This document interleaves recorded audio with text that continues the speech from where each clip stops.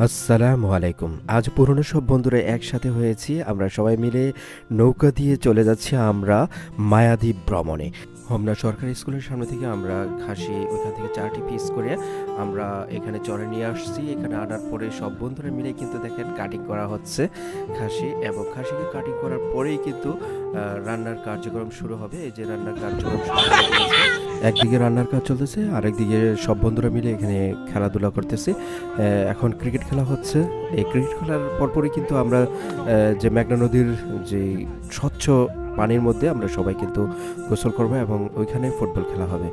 এই মায়াদ্বীপটি কিন্তু অবস্থিত নারায়ণগঞ্জ জেলার। এই নারায়ণগঞ্জ জেলার ২৫০০ উপজেলার ১৪ মৌজা নামক এই জায়গার এই গ্রামের নাম হলো কালো পাহাড়িয়া।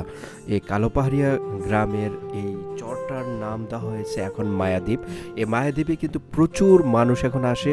এখানে যে প্রাকৃতিক মনোরম পরিবেশে সবাই মিলেমিশে এখানে কিন্তু বনভোজনের আয়োজন করে থাকে। এখানে রান্নাবান্না করে এখানে কিন্তু অনেক লোক আসে, ওনারাই রান্না করে খায়। আজকেও কিন্তু আমাদের পাশাপাশি আরও অনেকেই কিন্তু এখানে রান্নার কাজ করতেছে। ওরাও সবাই কিন্তু এখানে বনভোজনে এসেছে, সবাই কিন্তু ঘোরার জন্য আসছে এই মায়াদ্বীপে। আর দেখেন আমার বন্ধুরা কত সুন্দর করে খেলতেছে, আর নিমেই তো ক্লান্ত হয়ে একদম লুটিয়ে পড়ছে। আমরা সবাই কিন্তু কর্মব্যস্ততার কারণে একসাথে হতে পারিনি দীর্ঘ অনেক বছর পরে। এখন আমরা একসাথে হতে পেরেছি।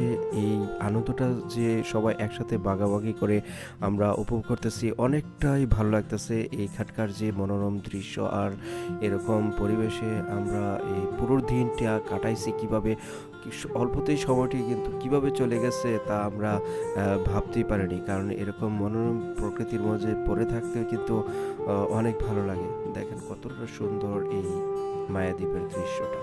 আপনারা যদি এই নারায়ণগঞ্জ জেলার ২৫০০ উপজেলার এই কালো পাহাড়িয়া গ্রামের এই মায়াদ্বীপে আসতে চান, তাহলে আপনারা ঢাকা থেকে অথবা কুমিল্লা থেকে, আপনারা যেখান থেকে আসেন আপনারা সরাসরি হোমনাতে চলে আসবেন। কুমিল্লা থেকে হলে আপনার হোমনার সরাসরি বাস পাওয়া যায় একতা সার্ভিস।